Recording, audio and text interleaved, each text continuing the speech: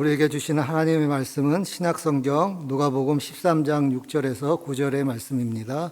이에 비유로 말씀하시되 한 사람이 포도원에 무화과 나무를 심은 것이 있더니 와서 그 열매를 구하였으나 얻지 못한지라. 포도원 지기에게 이르되 내가 3년을 와서 이 무화과 나무의 열매를 구하되 얻지 못하니 찍어버려라. 어찌 땅만 버리게 하겠느냐. 대답하여 이르되 주인이여 금년에도 그대로 두소서. 내가 두릅하고 거름을 줄이니 이후에 만일 열매가 열면 좋거니와 그렇지 않으면 찍어버리소서 하였다 하시니라. 아멘.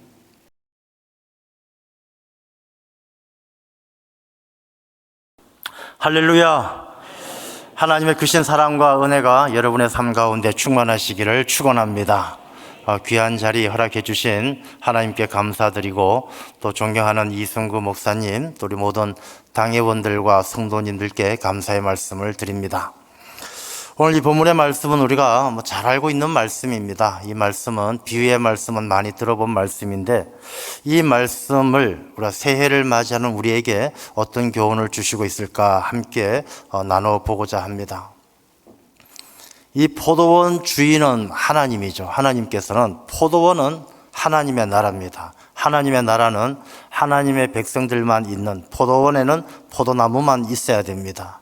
이스라엘 백성들을 하나님의 백성으로 삼으셨는데 하나님께서는 무화과 나무 하나를 포도원에 심으셨습니다.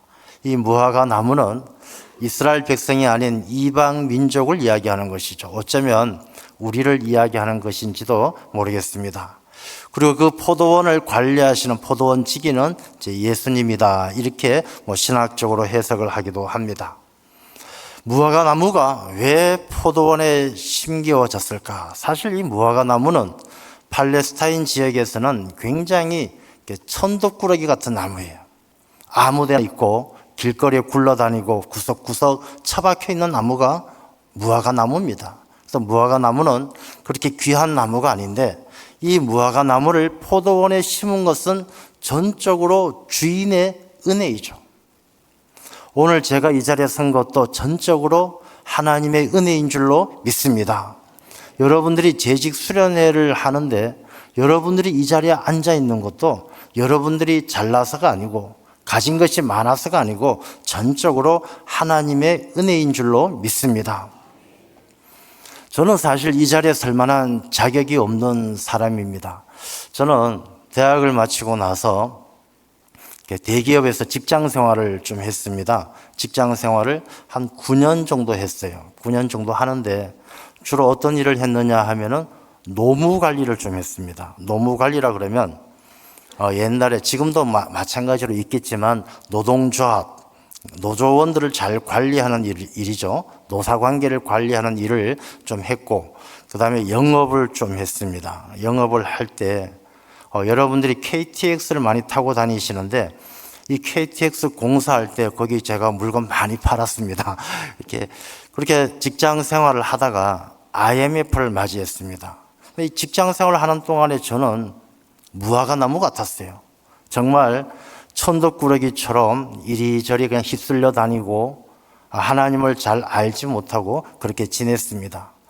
IMF가 딱 터지니까 사람들이 퇴직을 하기 시작합니다. 고참 부장님들, 차장님들이 퇴직을 하는데 그 중에 한 분이 저보고 야, 김대리 나랑 같이 나가서 사업하자, 이러는 겁니다. 제가 또 거기에 솔깃해서 알겠습니다 하고 사표를 내고 이제 직장을 나왔습니다. 직장을 나와서 이제 사업을 준비를 하다 보니까 그동안 하지 못했던 기도를 하게 되더라고요. 하나님께 기도를 하는데 하나님께서 제 마음을 만져주시는데 야, 세상에서는 돈 버는 게 전부가 아니야. 너 이때까지 살아온 것이 뭐가 그렇게 의미가 있고 너 인생이 그렇게 좋았어? 이런 생각을 주시는 겁니다. 그러면서 한편으로 주시는 생각이 너 하나님의 일을 해. 하나님 나라를 위해서 일하는 게 너 인생 최고의 복이야. 이런 마음을 주시는 겁니다. 그래서 한참 고민을 하다 보니까 어느 날 정신을 차려보니까 신학대학원에 들어가 있더라고요. 그 갈등하는 가운데서 나도 모르게 하나님께서 인도하셔서 이제 신대원을 가게 하셨어요. 그런데 문제는 뭐냐 하면 무화과 나무가 포도원에 심기워진다는 게 얼마나 불편한 일입니까?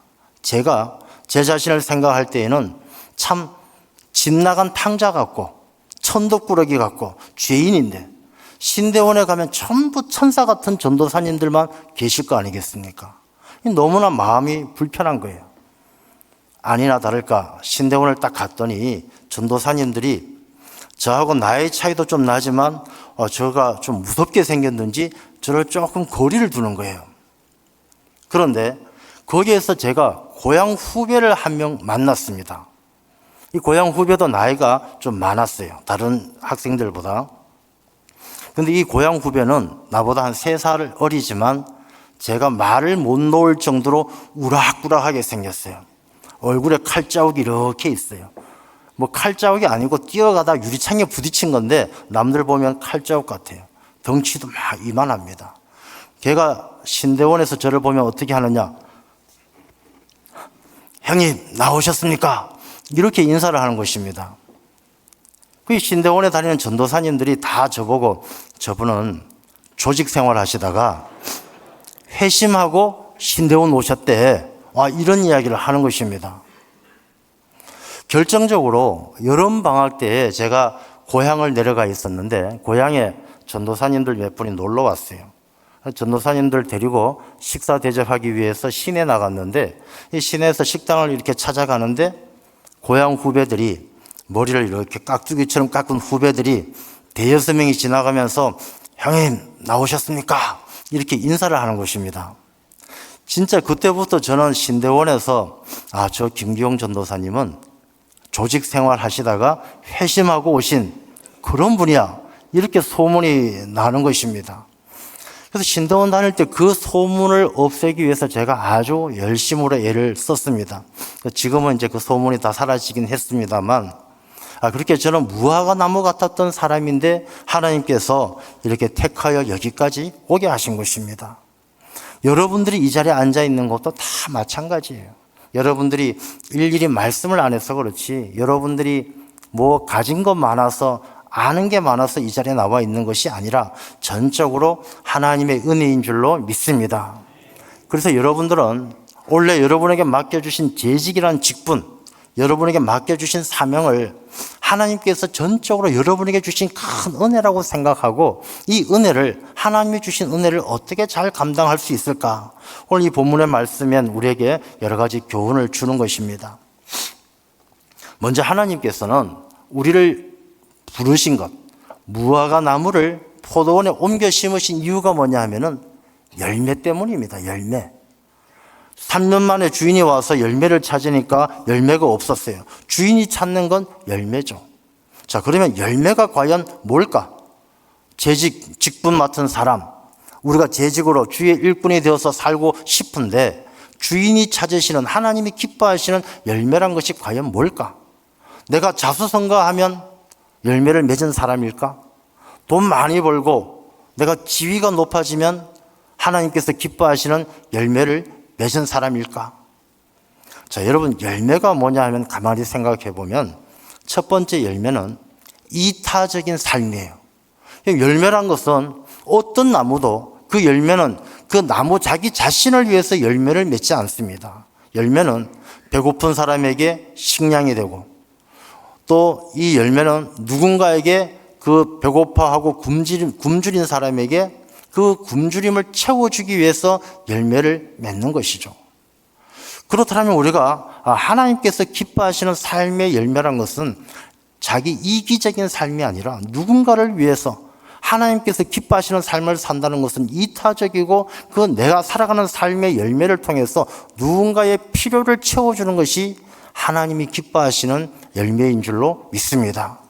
그래서 여러분들 재직이라는 것은 섬기기 위해서 여러분들을 하나님께서 강권적으로 주권적으로 은혜를 주셔서 이 자리에 오게 하신 거예요. 그래서 여러분들 올 한 해 재직 직분을 감당하시면서 내가 좀 대접받아야 되겠다. 내가 뭐 일 좀 해봐야 되겠다. 이런 생각보다 먼저 섬기는 삶을 사는 것이 하나님께서 여러분에게 기대하시는 것이고 하나님이 기뻐하시는 열매라는 것입니다. 두 번째 열매는 어떤 의미가 있겠습니까? 열매는 열매 안에 생명력이 있어요. 그래서 이 열매는 다른 누군가에게 다른 땅에 떨어지면은 거기에서 싹이 나고 나무가 자라면서 새로운 열매를 맺는 것이 열매입니다. 이 말씀은 이 열매라는 것은 하나님께서 기뻐하시는 열매는 누군가에게 선한 영향력을 미칠 수 있는 삶을 사는 것이 바로 열매예요. 그래서 하나님은 우리에게 찾는 열매가 돈 많이 벌었는 것, 지위가 높아지는 것, 이런 것을 열매로 보는 것이 아니라 내가 정말로 하나님께서 기뻐하실 수 있도록 잘 섬기고 있는가? 내 안에 생명력이 있어서, 여러분 생명력이 있는 죽은 고기는 물을 따라 흘러가지만 산 고기는 물결을 따라 거슬러 올라가는 것처럼 그리스도인들에게 생명력이 있는 사람은 이 시대의 풍조에 휩쓸려 가지 않아요. 여러분 이 시대가 요즘 얼마나 혼란스럽고 얼마나 복잡합니까? 우리 그리스도인들이 정신 바짝 차리지 않으면 안 되는 그런 시점에 서 있다는 것입니다.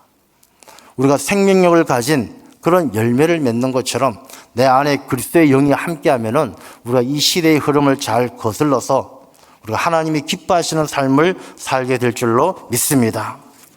자, 주인이 그 열매가 없으니까 열매를 구하되 얻지 못하니 찍어버리라. 어찌 땅만 버리게 하겠느냐. 열매가 없으면 주인은 찍어버리라고 이야기합니다.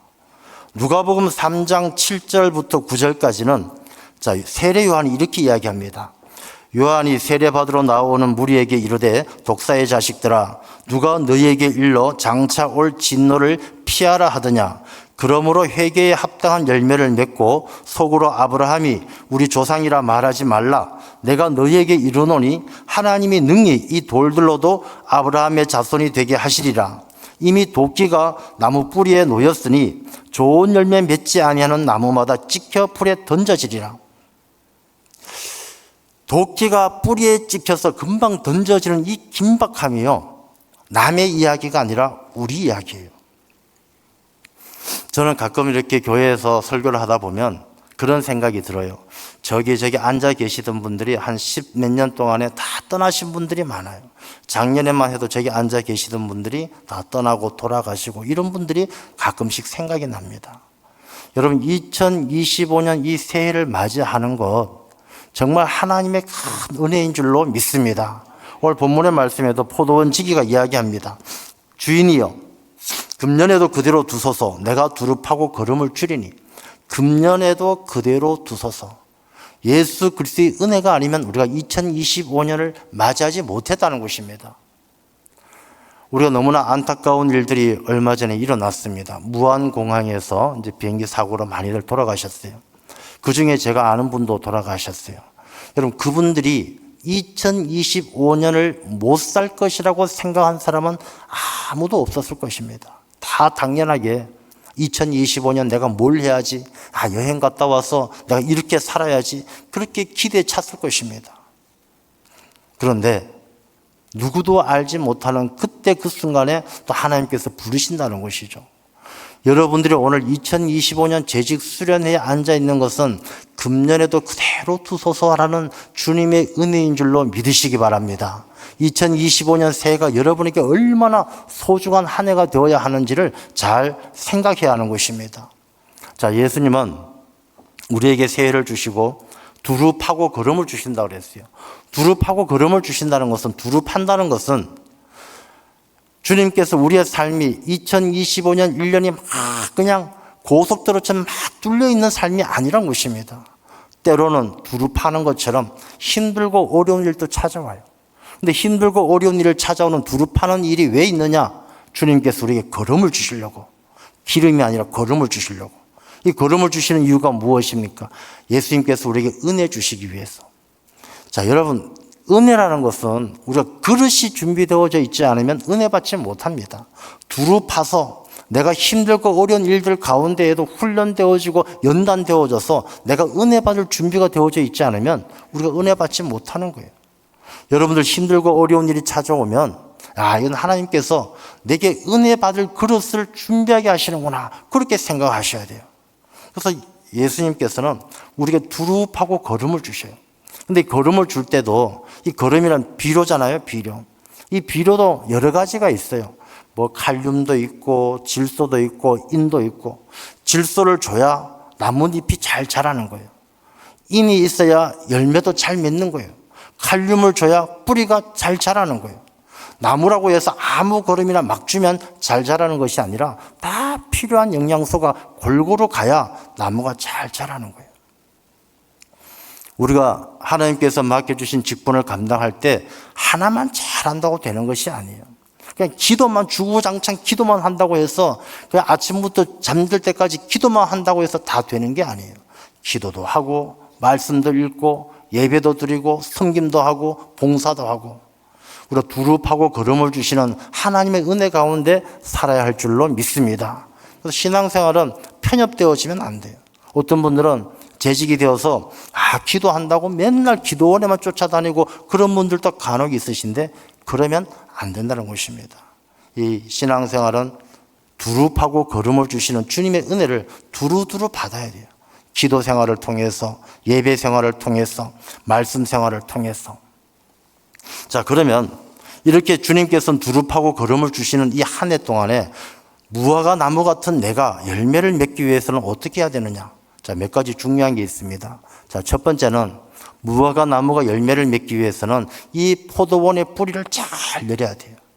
이 뿌리를 잘 내리지 않고 포도원에서 뽑혀져 버리면 열매 맺을 수가 없는 것이죠. 이 포도원은 하나님의 나라고 교회예요. 교회 중심으로 살아가는 삶이 돼야 한다는 것입니다. 여러분, 사람의 뿌리는 얼굴에 있어요. 바오밥 나무 같이 얼굴이 사람의 뿌리에, 그 영혼의 뿌리입니다. 그래서 얼굴이란 말 자체가 얼이 왔다 갔다 하는 굴이죠. 얼은 영혼, 그 사람의 정신을 말하는 것이죠. 그래서 얼차렷 할 때 이 얼은 정신 차렷, 이런 뜻이죠. 그래서 그 영혼이 들락날락 하는 것이 얼굴인데, 이 얼굴은 우리 눈으로 뭘 보느냐, 내 귀로 뭘 듣느냐에 따라서 그 사람의 영혼이 달라지고 그 사람의 삶의 뿌리가, 그 사람의 삶의 열매가 달라진다는 것입니다. 옛말에도 비례 물시하고 비례 물청하라고 그랬어요. 얘가 아니면 보지도 말고 얘가 아니면 듣지도 말라고 그랬습니다. 1907년 우리가 평양 대부흥운동을 통해서 한국교회가 굉장한 성장을 합니다. 평양은 동방의 예루살렘이라고 그렇게 사람들이 부를 정도였습니다. 자, 평양에서 유명한 게 뭐가 있습니까?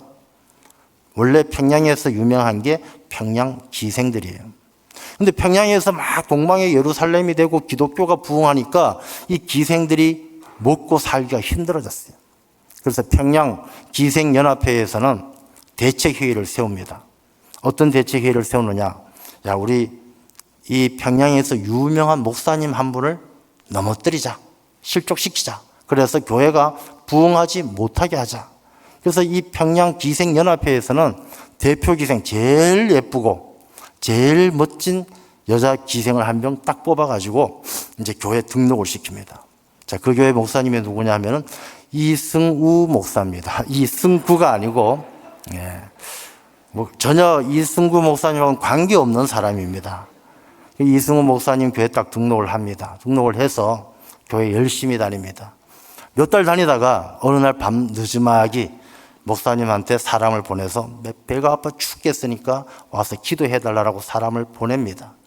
이승우 목사님이 이제 밤 늦게 새신자가 아프다고 하니까 기도해 줘야 되니까, 또 그 시대는 지금하고 좀 달랐고 순수했으니까 찾아간 것이죠. 갔는데 이미 이 기생은 이 목사님을 유혹하려고 만반의 준비를 다 갖추고 목사님 옆에 기도하는데, 오빠 뭐해? 목사님을 유혹하는 거예요. 그래서 결국 이 목사님이 실족하고 결국 나중에는 안경점을 차려서 살았다라는 그런 이야기가 있어요. 여러분, 우리가 무엇을 보느냐, 무엇을 듣느냐에 따라서 우리 인생이 달라집니다. 여러분, 포도원에 심겨진 무화과 나무는 우리가 포도원지기 예수 그리스도의 은혜를 잊지 말고 예수님만 바라보는 삶을 살아야 할 줄로 믿습니다. 예수님을 바라보는 것, 바라보면 여러분, 사람들은요 눈으로 먹어요. 광고에 보면 어떤 광고인지 제가 기억은 정확히 못하겠습니다만 이 광고를 보면 병에 들어있는 그 음료수를 쫙 째려보면 음료수가 쫙 줄어드는 그런 광고가 있었어요. 이 사람들 눈으로 먹는 것이죠. 사람들 눈으로 뭘 보느냐에 따라서 그 사람의 삶이 달라지는 거예요. 자, 그러면 우리가 재직되어서 첫 번째 교회 중심으로 살면서 주님만 바라보는 삶을 살아야 한다는 것입니다. 두 번째, 이 무화과 나무가 열매를 맺기 위해서, 나 같은 사람들이 열매를 맺기 위해서는 가지치기를 잘해야 돼요. 이 사람이 이 나무들 가수원을 해보시면 아시지만 이 가수원의 나무들은 가지가 많다고 열매를 많이 맺는 것이 아니에요. 이 가지치기를 얼마나 잘하느냐가 중요해요. 그래서 뭐 사과나무라든지 모든 과일은 이 전지 작업을 잘 해줘야 돼요. 그래서 이 전지 작업은 뭐냐 하면 우리의 삶이 좀 절제하는 삶을 살아야 돼요. 이 재직들 가운데 같이 이렇게 지내다 보면은 고향이 삼척인 분들이 많아요. 뭐냐면 알지도 못하면서 아는 척하는 사람이 있고, 가진 것도 없으면서 가진 척하는 사람이 있고, 잘난 것도 없으면서 잘난 척하는 사람들이 있어요. 이런 사람들은 이 재직으로서 열매 맺기가 힘들어요. 이런 척척하는 이 가지들을 잘라내야 돼요. 내가 아는 척하지 말고 겸손하고, 내가 많이 가진 척하지 말고, 내가 잘난 척하지 말고, 우리가 겸손하게 살아야 그 나무 가지가 가지치기를 잘해야 열매를 맺는 것처럼 우리의 삶에도 우리가 절제하는 삶, 재직들은 살아가면서 삶을 좀 단순화시킬 필요가 있어요. 너무 많은 일을 하고 너무 복잡하게 사는 것 신앙생활에 도움이 되지 않습니다. 우리 재직들은 좀 삶을 가지치기해서 우리가 절제하는 삶을 살아갈 때 하나님께서 우리에게 풍성한 열매 주실 줄로 믿습니다. 그 다음에 이 열매를 맺기 위해서는 낙심하지 아니하면 때가 이름에 거두리라 그렇게 말씀하셨어요. 그럼 때가 이를 때까지 기다릴 줄 알아야 돼요. 우리가 교회에서 재직이 돼서 무슨 일을 할 때에 굉장히 막 성격 급한 분들이 계셔요. 우리가 그런 급한 마음은 사람들 빨리빨리가 우리 국민성 아니겠습니까? 우리 국민들은 너무 빠른 걸 좋아해서 이렇게 자판기 커피 내려올 때 컵 붙들고 있는 사람들은 우리나라 사람밖에 없다 그러죠. 성격이 너무 급한 거예요. 뭐 버스 오면 뛰어가서 타는 나라 사람들 우리나라밖에 없대요. 사탕 깨물어 먹는 사람 우리나라밖에 없대요. 빨리빨리 급하니까. 근데 신앙생활도 마찬가지예요. 여러분, 때가 이름에 거두리라 하신 말씀을 잘 기억하고 우리가 그 때를 기다릴 줄 알아야 돼요. 우리가 아무리 좋은 밭에 아무리 좋은 씨앗을 심어도 다음날 열매를 맺는 법은 없어요. 아무리 좋은 밭에 좋은 씨앗을 심어도 다 때가 되어서 거둘 때가 되어야 그 열매를 거두게 되는 거예요. 그래서 재직으로서 주의 일을 감당할 때 너무 마음 급하게, 너무 성급하게 해서는 안 된다는 것입니다. 육적인 일이든지 영적인 일이든지 우리가 기다릴 줄 아는, 그래서 성령의 열매도 오래 참는 게 성령의 열매예요. 우리가 오래 참고 인내함으로 기다릴 때 하나님은 또 거기에 합당한 열매, 때가 되면 얻게 해주시는 줄로 믿습니다. 그리고 하나 더 우리가 말씀을 드린다면 우리는 심은 대로 거두게 되어져 있어요. 사람들이 자기는 심은 걸 엉뚱한 걸 심어놓고 콩 심어놓고 팥을 구한다라면 잘못된 거예요. 여러분, 신앙생활 하면서 내가 열심히 하지 않았는데 게으름을 부렸는데 많은 열매를 얻고자 하는 사람들이 얼마나 많은지 몰라요. 가끔씩 이렇게 일을 같이 하다 보면은 이 교회 식당에서 김장을 합니다. 김장을 하는데 막 고춧가루도 해야 되고 막 버무려야 되는데 꼭 한 명은 팔짱 딱 끼고, 야, 거기 좀 더 해. 저기 좀 젓갈 좀 더 넣어. 야, 고춧가루 더 뿌려. 말로만 하는 사람이 있어요. 그러고 나서 나중에 그게 마치 다 자기 공로인 것처럼 자랑하고, 자기가 말로 심은 사람은 나중에 쭉쟁이만 거두게 되어져 있는 거예요. 왜 성경 말씀에는 알곡과 쭉쟁이를 이야기합니까? 왜 알곡이 있고 쭉쟁이가 있겠습니까? 우리가 정말 알곡이 되기 위해서는 하나님 앞에 내가 심는 씨앗들이 견실한 씨앗. 저는 한국교회가 다음 세대가 참 힘들다라고 이야기합니다. 다음 세대가 어렵고 힘들다라고 이야기하는데 그 책임은 누구한테 있느냐? 우리 자신들한테 있어요. 왜 그러냐? 우리의 선배들이 신앙생활 했던 선배들이 정말로 마룻바닥에서 무릎 꿇고 기도하면서 얻었던 하나님의 은혜, 하나님의 큰 축복, 그걸 우리 대한민국이 오늘날 얼마나 많이 누리고 있습니까? 그 좋은 열매는 우리가 다 먹고 다음 세대를 위해서는 우리가 심는 씨앗이 너무나 빈약한 거예요. 우리 선배들의 그 기도와 신앙의 열매를 우리가 다 따먹는 데는 참 열심이었는데, 우리가 다음 세대를 위해서 우리가 헌신하고 눈물로 뿌리는 씨앗은 너무나 빈약하다는 것입니다. 여러분, 뿌리는 씨앗 중에서 제일 중요한 게 뭐냐면요, 그런 말이 있어요. 말이 씨가 된다. 저는 오늘 이 재직 수련회 여러분들에게 이 마지막으로 이 말씀을 꼭 드리고 싶은데, 말을 잘하는 게 말이 씨가 된다는 것이죠. 자, 하나님께서 우리 사람을 하나님의 형상대로 창조하셨어요. 하나님은 천지를 창조하실 때 뭘로 하셨습니까? 말씀으로 창조하셨어요. 근데 사람이 하나님의 형상을 닮았다는 것은 사람에겐 이 말의 권세가 엄청난 권세가 있어요. 그래서 말하는 대로 된다, 그렇게 이야기하지 않습니까? 말 한마디로 천냥빚 갚는다, 그런 이야기하죠. 자, 여러분 가정, 행복한 가정, 좋은 가정 만드는 방법 제가 알려드리겠습니다. 여러분, 가정이 힘들고 불행하고 맨날 다투는 가정이 있을 것입니다. 여러분, 간단해요. 좋은 가정이 되기 위해서는 좋은 말 하면 돼요. 여러분들 가정에 가서 딱 6개월만 무조건 좋은 말만 해보세요. 무조건 좋은 말만 해서, 야, 멋지다, 사랑스럽다, 예쁘다, 좋다, 좋은 말만 6개월 하면 여러분의 가정, 좋은 가정 되고도 남아요. 여러분, 교회도 마찬가지입니다. 여러분들이 교회를 섬길 때 재직들이요, 가장 조심해야 될 것은 말이에요, 말. 이 말을 교회를 위해서 섬기는 말, 좋은 말, 사랑의 말, 하나님이 기뻐하시는 말, 그런 말 하면 그런 교회가 돼요. 맨날 내 입으로는 다른 사람 흉보고 다른 사람 비난하면서 교회만 좋은 교회 되기를 원한다? 그건 착각이죠. 그래서 우리가 말은 씨앗인데, 우리가 무엇보다 말만 잘해도 여러분 가정 좋은 가정 되고 여러분의 교회 좋은 교회가 될 줄로 믿습니다. 그래서 2025년 우리가 오늘 새해를 맞이하는 것은 전적으로 주님의 은혜입니다. 주님께서 금년에도 그대로 두소서, 그렇게 말씀하셨고 우리에게 새해를 허락해 주셨어요. 근데 여러분, 내년도 똑같이 주님께서 금년에도 그대로 두소서라고 자신 못해요. 저나 여러분들이나. 내년에 2026년을 다 살아갈 것이라고 누가 장담할 수 있겠습니까? 여러분, 재직의 사명을 감당할 때 시한부 수명을 가진, 시한부 인생이라는 생각을 가지고 재직을 감당하십시오. 내가 원래 금년에도 그대로 두신 주님의 은혜 가운데 하나님이 기뻐하시는 열매, 섬기고 봉사하고 생명력을 퍼뜨리는 선한 영향력을 미칠 수 있는 그런 재직이 되어서 올 한 해 하나님께서 기뻐하시는 열매가 있으면 하나님께서 뽑지 않고 그대로 두시지만, 만약에 올해도 시한부 인생으로 주님께서 겨우 우리에게 한 해를 더 허락해 주셨는데 또 아무 열매가 없다라면 두려운 마음 들지 않으십니까? 2025년 여러분의 삶에 풍성한 결실이 있는 축복의 한 해가 되시기를 주님의 이름으로 축원합니다. 하나님 아버지, 감사합니다.